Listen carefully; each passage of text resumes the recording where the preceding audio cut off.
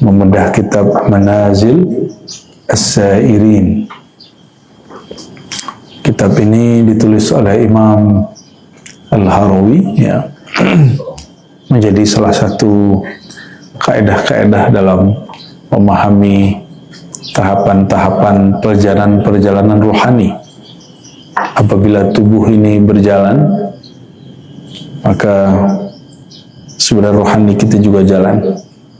Apabila rohani tubuh ini mengalami perubahan dari kecil, jadi anak-anak, jadi remaja, jadi tua, rohani kita juga mengalami perjalanan. Ya. Salah satu perjalanan penting dalam rohani kita adalah zikrullah, mengingat Allah. Kalau ingat Allah, yang ingat apa? Apa yang ingat? Allah bukan ciptaan. Nama. Jadi ingat Allah itu ingat nama. Gitu. Itu menyebut namanya. Rindu. Kalau dirindu berarti ada yang dirindu. Terbayang loh objeknya. Adakah yang mampu membayangkan Tuhan? Tidak. Kenapa tidak dapat dibayangkan Allah itu? Karena Allah bukan benda, bukan sesuatu yang dicipta. Justru dialah pencipta. Oleh karenanya, kita sebagai ciptaan Allah tidak sanggup menembus mengingat zatnya Allah. Yang kita sanggup hanya mengingat namanya, terhubung kepada sifatnya. Ya. Oleh karenanya, jangan pernah berpikir kita ini sudah benar-benar berzikir. Ya. Jangan-jangan zikir kita ini belum zikir, masih nyebut-nyebut, masih seperti burung beo. Ya. Nah, insya Allah pagi ini kita akan ambil dari kitab Manazil Sairin yang bab ke-47, bab Az-Zikr. Ini pendek ya, berumus-rumusan, dia penting sekali. Sebenarnya zikir kita sudah sampai tahap mana? Ada 3 tahapan zikir yang mesti disadari seseorang, dan dia harus tahu zikirnya mana, supaya kita ini tidak merasa berzikir. Supaya ini orang-orang seperti kita ini tidak merasa, zikirku sudah cukup, ya, aku ini sudah sering haji umroh, aku ini sudah zikir pagi sore, sudah zikir sholat jamaah. Ini banyak yang berpikir seperti itu, ya.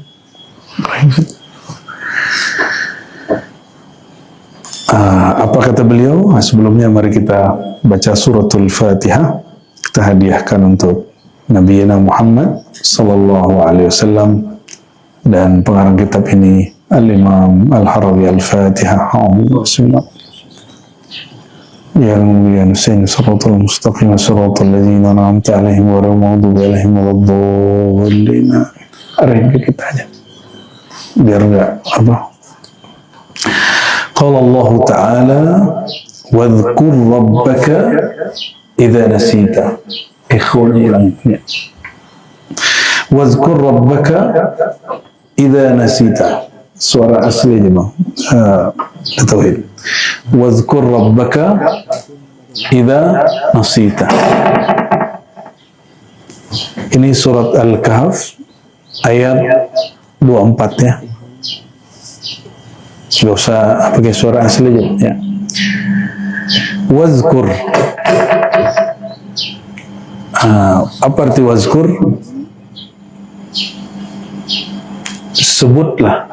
Itu arti pertama. Sebutlah Tuhanmu jika kamu lupa. Ya sudah, ya. Khalas. Arti kedua, ingatlah Tuhanmu jika kamu lupa.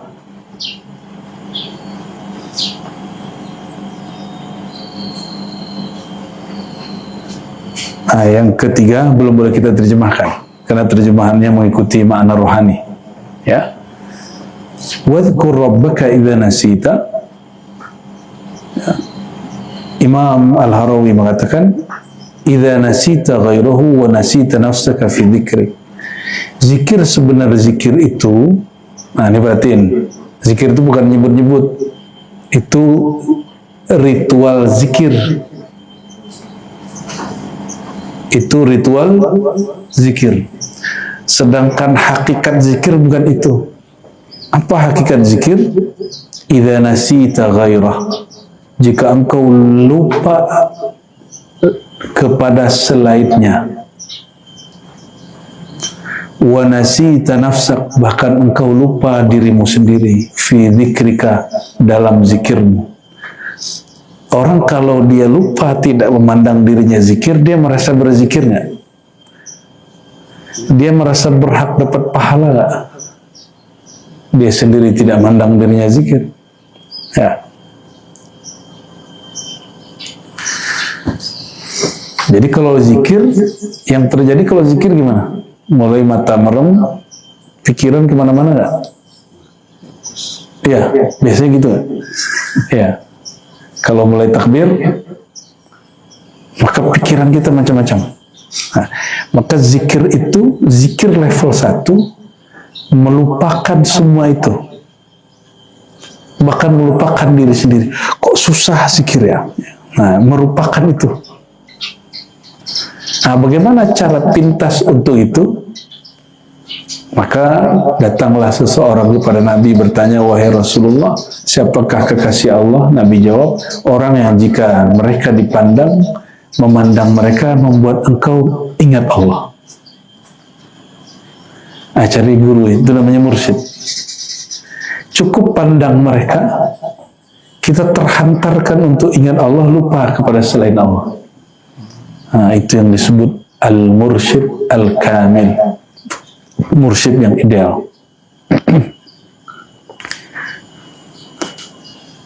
Maka memandang, mengingat guru seperti itu menghantarkan kita kepada zikir level pertama. Itu sudah hebat. Orang kalau mati dalam berzikir seperti ini, mati husnul khatimah. Ya, jadi kita ingat dia, kita tidak ingat sosoknya, tapi kita ingat ajaran dia.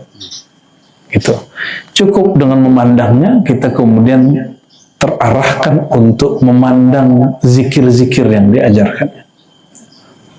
Ini level 1. Yang ini yang didapat oleh orang-orang belajar zikir dan talqin. Ya, oleh karenanya mengambil baiat tariqat memang tidak wajib menurut Syekh Faqirullah Ibn Abdurrahman Al-Hanafi. Tapi belajar zikir hukumnya wajib. Baiat tarekat tidak wajib. Karena tarekat itu hasil ijtihad para ulama. Tapi zikir itu bukan ijtihad ulama. Perintah langsung dari Allah SWT. Nah, oleh karenanya, zikir level 1 itu fana fi syekh. Orang cinta kepada gurunya. Jadi kenapa zikir itu nggak pernah bekerja? Karena belum punya guru. Kenapa zikir belum berefek? Karena zikirnya belum punya mursyid. Dan belum cinta kepada mursyidnya. Nah, ini bukan cinta syahwat, nah ini cinta nur. Cinta dia karena mencintai Allah Subhanahu wa Ta'ala. Kita sulit membayangkan bagaimana cinta kita nanti kepada Rasulullah kalau belum bisa belajar mencintai guru. Karena guru itu pewaris Rasulullah Sallallahu Alaihi Wasallam. Sulit dibayangkan bagaimana Abu Bakar berkorban untuk Nabi, semua hartanya, bahkan putrinya dikasih untuk Rasulullah. Itu kalau orang belum punya pengorbanan kepada gurunya. Ya, nggak disuruh antum nyerahin putrinya ke aneh, bukan, nggak. Ini cuma ilustrasi aja, kias ya. Oleh karenanya mulailah ya mencintai guru dengan mengirimkan doa suratul Fatihah ya. Nanti akan mulai muncul tuh rasa rindu kepada guru itu awal zikrullah. Nah, itu ngikutin hadis tadi. Man idza ru'u, orang yang jika dipandang, diingat, dikenang, menghantarkan engkau ingat kepada Allah. Jadi kalau orang banyak teori-teori sholat khusyuk, ya nggak apa-apa lah, itu teori mereka lah. Ternyata Rasulullah sudah berikan panduan mudah. Cara mudah khusyuk adalah punya guru. Ya, maka kita tidak mempersoalkan ketika ada satu aliran Thariqah di Naqsyabandiyah, Syekh Qadrun Yahya, ya, beliau mengizinkan muridnya memandang wajah dia, foto dia. Ya, cuma orang tidak paham dianggap itu khurafat. Ya. Dan kalau orang Banjar itu suka ingat abah guru sekumpul dipajang di rumah, ya. Bahkan ada yang melukis Datuk Kalampayan, ya, itu kan untuk koneksi cinta kepada sang wali Allah, ya. Apakah itu boleh? Ya, bagi orang yang membolehkan foto gambar, maka itu tidak masalah. Tapi yang mengharamkan foto gambar, ya sudah nggak usah pasang di rumahnya, ya. Foto pakai matanya, simpan di hatinya, ya. Gaya bener ya, kayak bisa aja ya. Dan anehnya ini orang mengharamkan foto guru, tapi di handphone dia banyak sekali foto, ya. Bukan foto gurunya. Baik, itu zikir level 1. Zikir level 1 bukan langsung ingat Allah, tapi mencari dulu jalan yang menghantarkan kita kepada Allah. Itu zikir. Nah, oleh karenanya guru adalah babullah. Guru itu pintu menuju Allah. Namun jangan salah paham, guru sejati siapa? Rasulullah SAW. Maka beliau mengatakan, innama bu'itsu mu'allima. Aku diutus sebagai, tugasku sebagai guru. Jadi sebenarnya guru-guru hari ini itu tidaklah mereka bercahaya kolbunya, kecuali dia kolbunya harus terhubung kepada guru sejati Rasulullah SAW.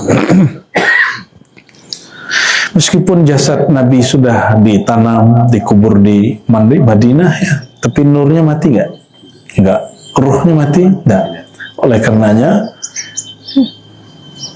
kita masih dapat terkoneksi kepada nur Nabi Muhammad SAW, sebagaimana orang sebelum lahir Nabi Muhammad, mereka terhubung kepada nur Sayyidina Muhammad SAW.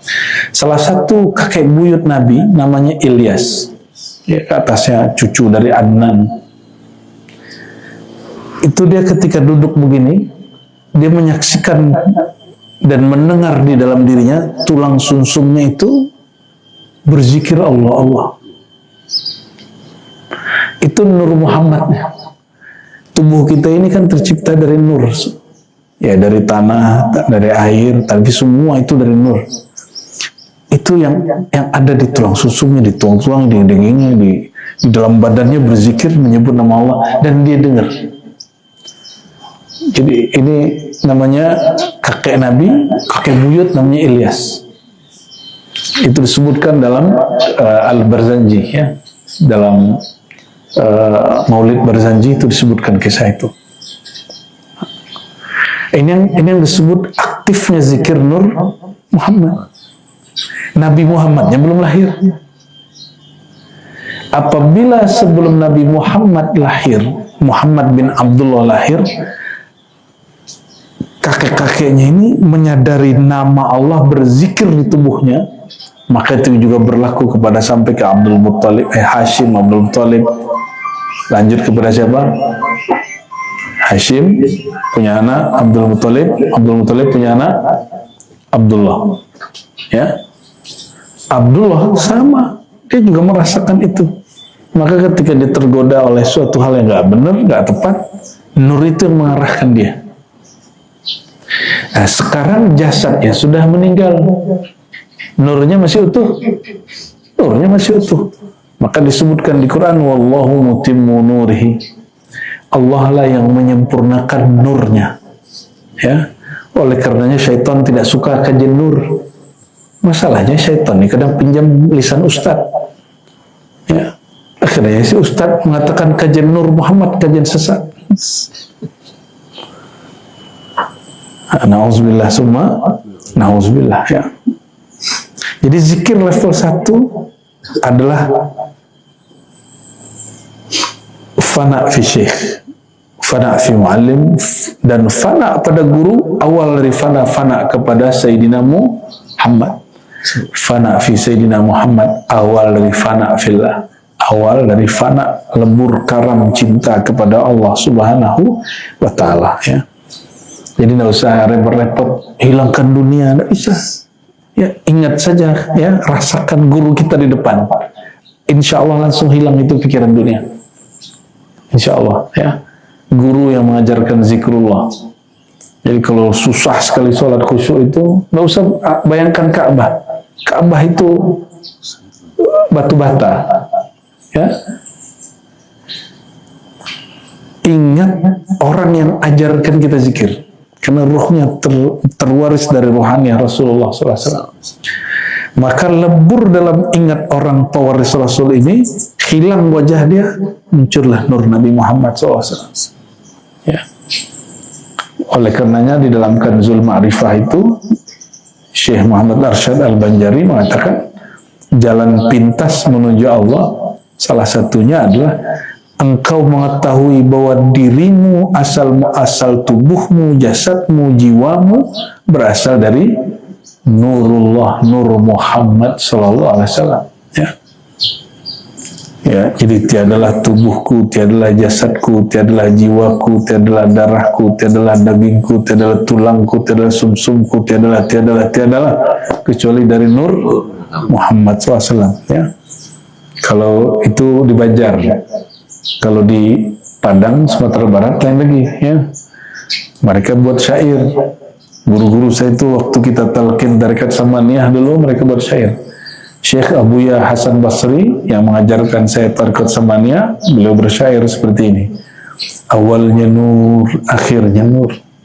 Di dalam nur sama Allah. Awalnya nur, akhirnya nur. Di dalam nur basarnya Allah. Terus sampai akhir. Sifat ma'ani yang 7. Awalnya nur, akhirnya nur. Habislah nur, bertajallilah Allah. Nah, cuma itu kita urai dalam syair yang baru, ya. Tajalli itu fana fillah, baqa billah, ya. Kita juga tidak sembah nur. Ya, kita tidak sembah nur. Karena nur pasti juga padam. Nur dicipta Allah, kecuali nur zat Allah itu tidak ciptaan. Sedangkan nur Sayyidina Muhammad SAW itu dicipta. Nah, nur yang ada di guru, nah, ini kalau teman-teman merasakan zikir itu connect.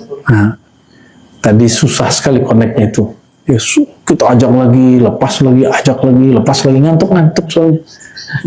Kita ajak lagi, lepas lagi, ya, terakhir dapatlah dikit, ya. Allah mulai dapat, ya. Allahu haq, Allahu mulai dapat dikit. Ya. Udah dapat dikit, udah kita stop aja daripada terlepas lagi. Ya, kayak orang lagi main saham atau Bitcoin, ya. Pas lagi naik dikit udah ambil aja daripada turun lagi. Ya. Jadi mimpin zikir itu nggak hanya asal mimpin, dia harus bisa menangkap, ya, dengan izin Allah getaran kalbu orang. Ini kalbu nggak bergetar nih. Nah, gimana biar bergetar sebagian besar, yang lain nggak bergetar juga nggak apa-apa. Saat agak connect dikit, udah stopin supaya rasanya tidak hilang. Ya, jadi zikir itu yang penting sesaat. Kenapa zikir itu 33, 100? Belum tentu terima semua. Mungkin yang nomor 33 aja diterima. Dari 100, dari 1 sampai 99 tidak terima. Yang diterima yang ke 100. Ya, biasanya begitu. Kata Nabi, ini kias nih. Walaupun ini tidak cocok, kata Nabi, kalau kamu makan, ada remahan. Ya, bahkan ada yang lengket-lengket di tangan. Jangan langsung dibuang, dicuci. Ya, diambil dulu makan, bukan dijilidnya, itu bukan. Ya, diambil dengan elegan lah. Siapa tahu di situ ada berkah. Ya, maka zikir itu yang penting ada koneksinya, langsung kita ambil. Ya, jadi mirip-mirip begitulah. Terus gimana cara tahunya? Ah, itu pengalaman guru-guru lah itu. Beda guru, beda pengalaman, ya. Beda mursyid, beda makom deh. Nah, level zikir level 2, summa nasita dzikraka fi dzikrika. Engkau tidak hanya lupa selain Allah dan lupa dirimu, sekarang nasita dzikraka, engkau lupa dengan zikirmu sendiri. Fi dzikrika, di dalam zikirmu. Jadi nanti ada masa diajak zikir, keasikan, tahu-tahu sudah 1000. Nah, itu sudah level 2 itu. Ya, tahu-tahu sudah hilang. Orang sudah berangkat, kita gitu ya. Itu namanya an-naumu fi dzikr, tertidur di dalam zikir. Jadi boleh nggak tidur dalam zikir? Boleh. Itu nikmat. Karena tidur itu hanya terjadi saat gelombang otak seseorang tenang. Apabila dia tertidur dalam zikir, itu hadiah dari Allah SWT, ya. Tapi kalau zikir tidur sebelum zikir, lain cerita itu. Itu yang mana, coba? Bisa dua-duanya. Yang barusan kayaknya sebelumnya tuh, ya. Coba rasakan nanti zikir toto ketiduran. Itu nikmat sekali itu. Nikmat sekali. Betul ya? Cuma jangan lagi sholat ketiduran, itu nggak masuk itu. Nah, ini yang disebut fana. Kalau tadi fana an ghairillah, fana dari selain Allah, sekarang fana dalam zikir. Ya. Dan ini mustahil terjadi kecuali bagi orang yang sudah talqin zikir. Illal majzubin, kecuali orang yang jazab, dan itu 1 dalam 10.000, 1 dalam 1 juta orang. Ya, jangan minta majzub, nanti akalnya dicabut. Ya, harus talqin, suluk, ya, barengan jazab, itu hadiah nanti. Dan yang terakhir, ya, yang terakhir, summa nasita fi dzikril haq iyyaka kulla dzikr. Lalu zikir yang ketiga, engkau lupa dalam mengingat Allah, iyyaka, kepada engkau, kulla dzikrin. Ya, maksudnya adalah tidak menyaksikan diri kita yang berzikir. Sebenarnya yang dapat ingat Allah itu hanya Allah itu sendiri. Kita ini hanya sebut nama Dia. Qalbu hanya sebut nama Dia. Jadi yang dapat ingat Allah itu, coba ingat orang tuanya, bisa ingat? Baiknya hidup atau sudah meninggal, bisa ingat? Kenapa? Sudah pernah jumpa? Dulu kita pernah jumpa Allah.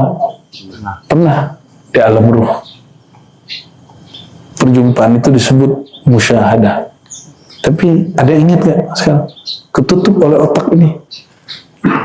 Maka otak ini dia harus fana dulu. Istirahatkan dia dulu, baru nanti ruhnya ingat. Maka apabila ruh ingat, mengingatnya dengan cara tanpa cara. Maka teman-teman kalau mulai rindu kepada Allah, itu rindunya mulai guru, rindu kepada Rasulullah, baru mulai rasa nangis. Ya, orang rindu nangis gak? Ya, pasti mulai nangis. Ya. Nah, dia nggak tahu kenapa saya nangis. Itu mulai rindu, ruhnya mulai kurang. Ya, kita kalau ingat orang-orang yang kita sayangi, kita pasti nangis. Ya, jadi zikir tertinggi itu, kata Imam Al-Harawi, apabila engkau diberi kesadaran bahwa yang berzikir sebenarnya bukan engkau, tapi yang berzikir kepada Allah itu sendiri. Berarti fana'lah ini, baka'lah Allah. Fana'lah diri, baka'lah ilahi.